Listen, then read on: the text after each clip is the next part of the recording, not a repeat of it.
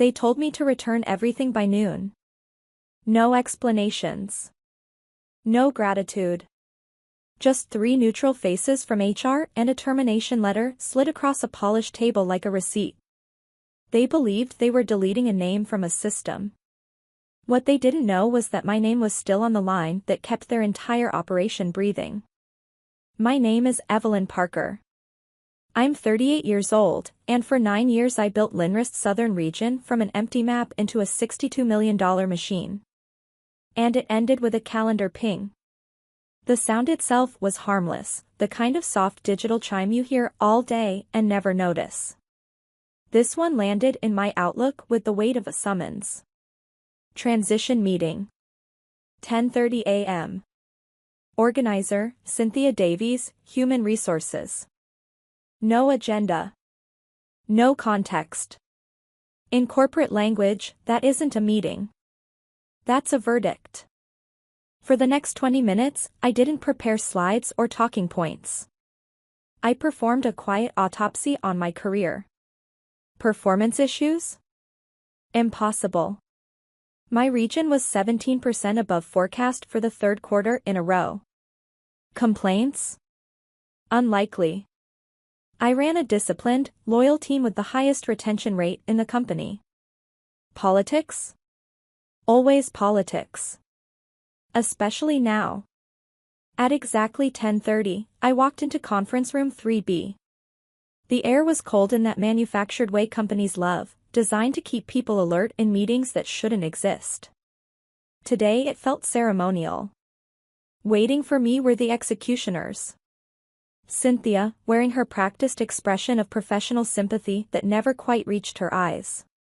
A man I didn't recognize, generic suit, legal posture, holding a leather portfolio like a holy book. He wasn't introduced. He didn't need to be.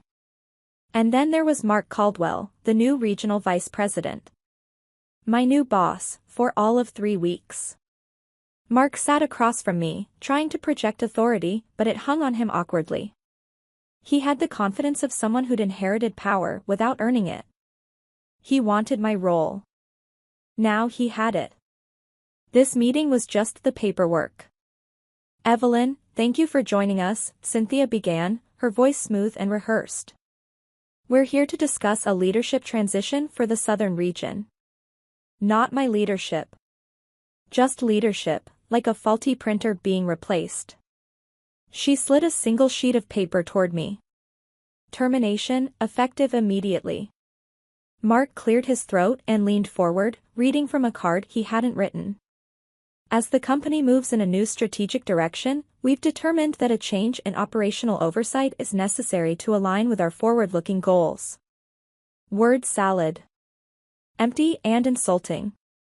He couldn't even fire me without instructions. I didn't look at the paper. I looked at him. I gave him nothing. Cynthia filled the silence. Your separation package is outlined here. We'll need all company property returned by noon today. Laptop, badge, phone. IT will meet you at your desk to facilitate the handover. 2 hours. 9 years reduced to a countdown clock. No one mentioned the 14 regional hubs I had personally negotiated and launched. No one mentioned the 85 people I hired, trained, and protected. They waited for me to crack. Mark's mouth twitched into a smile. I let the silence stretch until it made them uncomfortable. Then I folded the letter without reading it and placed it in my bag. Understood, I said. Calm. Final. Mark's confidence slipped for half a second. This wasn't in his script. I stood. If that's all, I have things to pack. I walked out without looking back, my heels steady on the concrete floor. The office went quiet as I crossed it. People knew what those glass-walled rooms meant. My corner office felt unfamiliar now, like a hotel room after checkout. I packed only what mattered. A mug from my team. A photo of my golden retriever. A few personal books. Each item carried weight, not of sadness, but of unacknowledged history. There was a knock. Kelsey, my assistant, stepped in, eyes wide with disbelief. Evelyn, what happened in that meeting? It's a change, I said gently. They've decided to make one. They can't. You built this. They can, I replied. And they did. I looked at her then, really looked at her. You'll be fine. Keep your head down. Stay sharp. Don't let them see you flinch. She nodded, fighting tears. After she left, I knelt and unlocked the small compartment beneath my desk. Not standard issue. I had installed it myself years ago. Inside was a slim black leather folder. No labels. No markings. I slipped it into my bag and locked the drawer. On my way out, I passed Mark's new office. He stood by the window, phone to his ear, already narrating his victory. He turned, saw me with my box, and lifted his coffee in a mock toast. I stopped and met his gaze through the glass. Then I smiled. Slow. Controlled. Not sad. Not angry. A smile that said, I know something you don't. His expression faltered. I walked away. I sat in my car on level P3 for 10 minutes. Engine off. Silence. My hand rested on the folder in my bag. That folder wasn't revenge. It was insurance. 3 years earlier, Ridgeview was nothing but a failing line item and a muddy industrial lot by the interstate. It was supposed to be our flagship expansion. 6 weeks before the developer's deadline, the deal was collapsing. Legal was buried. Management was distracted. The developer gave us 48 hours or he'd walk, keeping our 7-figure deposit. I called everyone. No one acted. So I did. I formed Stonebridge Holdings LLC with my own attorney, using my own bonus money. I redlined the lease, replaced Linrist's name with Stonebridge's, and signed it myself. I wired the deposit. Then I sent a meticulous email to legal and leadership explaining exactly what I'd done and asking them to formalize the transfer when they had time. They never did. For 3 years, Stonebridge paid the lease while Linrest paid Stonebridge through a vendor agreement. Perfectly legal. Perfectly documented. Perfectly ignored. Back in my apartment that night, I opened the folder. Originals. Wet ink signatures. The master lease. The renewal addendum that had triggered 2 months earlier. 30 years of control. My phone rang at 7:08 a.m. Evelyn, this is Jordan Price from legal. We can't find the Ridgeview lease. Are you the owner of Stonebridge Holdings? Yes, I said. There was a pause. Evelyn, none of the staff can enter the building. The servers are offline. We need you to come in. I'm no longer an employee, I replied. Send a formal request. When I hung up, I opened my laptop and titled a document, Stonebridge Transition Scenarios. They thought they'd fired an employee. They had no idea they'd just defaulted on a landlord. And the doors stayed closed. By the time the sun was fully up, the panic had already begun to metastasize. It always does. Panic never starts loud. It starts as confusion, then irritation, then fear. I felt it ripple outward from Ridgeview without seeing it. I didn't need cameras. I had contracts. At 7:32 a.m., my phone vibrated again. New York number. I let it ring twice before answering. Evelyn Parker. Evelyn, please, Jordan said, the word thin and frayed. This is catastrophic. Security has locked the building.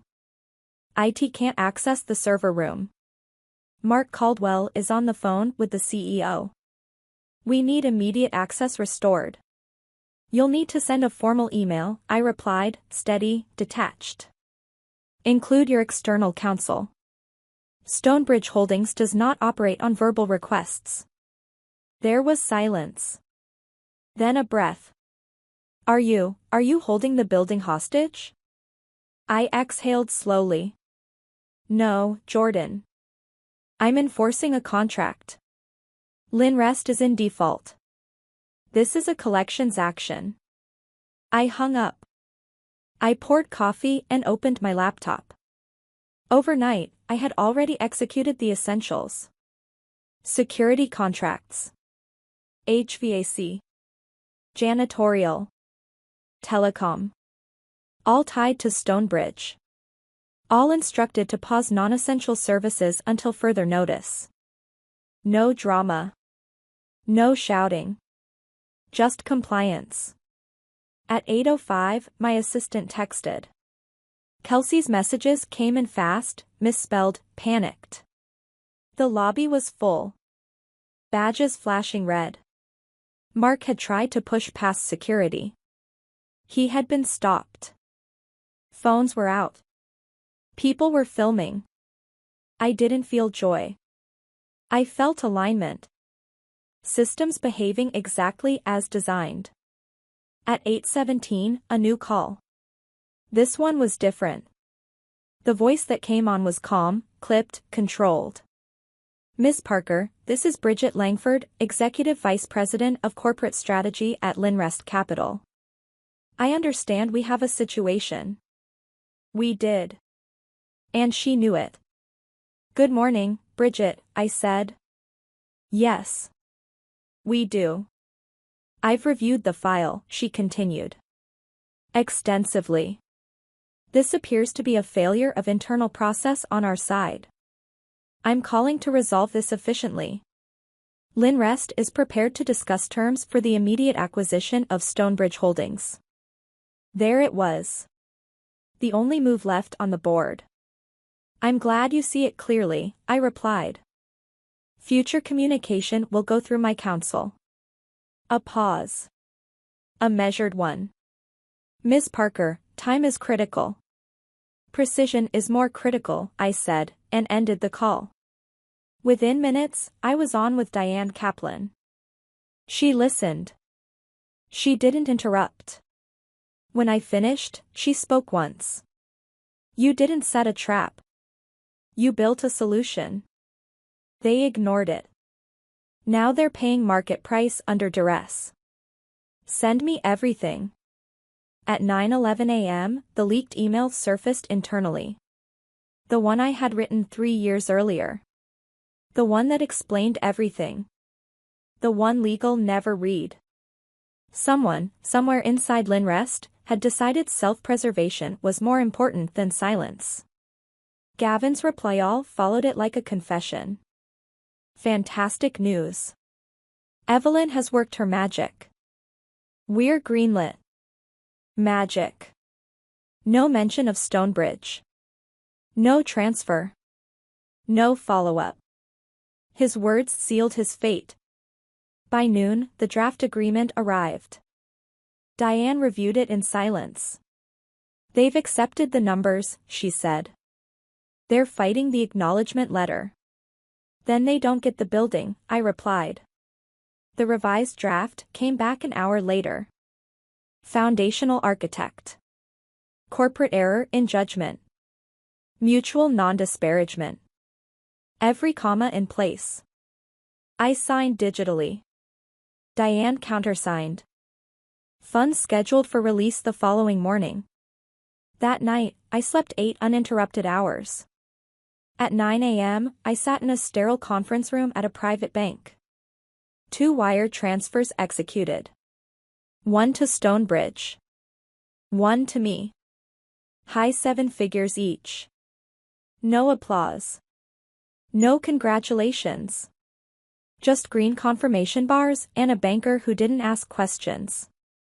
The courier delivered the final documents. Wet ink. Board signatures. The acknowledgement letter. I folded it carefully and placed it in my jacket. Later that afternoon, Kelsey sent one last message. A photo of the Ridge View lobby. The lights were back on. The turnstiles worked. Coffee cups in hands.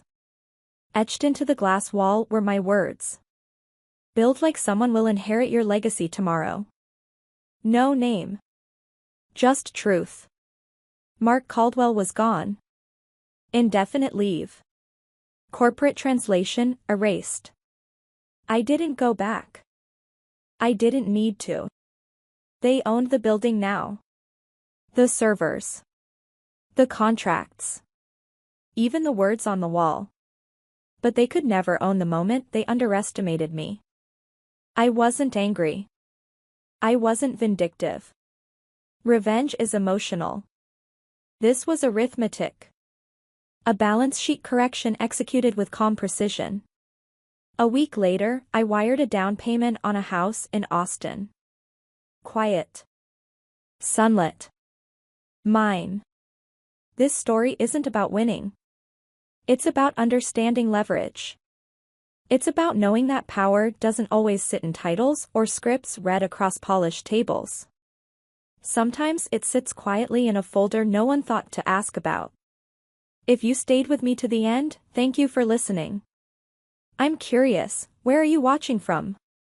Drop a comment below and let me know. And if this story resonated with you, please like the video and subscribe to the channel. It helps these stories reach the people who need to hear them most.